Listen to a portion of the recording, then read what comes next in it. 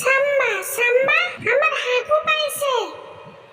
এই সাম্মার বাচ্চা, আমার হাগু পাইছে। আর বিছানায় থাকুন যাইব না, আর কিছুক্ষণ থাকলে সব নষ্ট হইয়া যাব। ইয়ামি একা একা যাস না, নমরুদ গাছের উপরে শুয়ে আছে, তোর ঘাড় মটকে দিবে রে।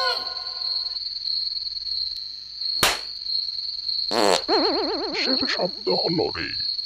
এ তো মানুষের পাদের গন্ধ পাচ্ছি।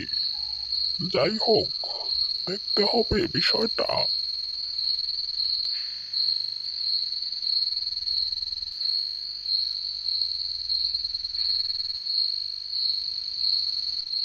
সাম্মা বাঁচাও বাঁচাও, সাম্মা আমার ঘাড় মটকে দিল, নমরুদ সাম্মা বাঁচাও।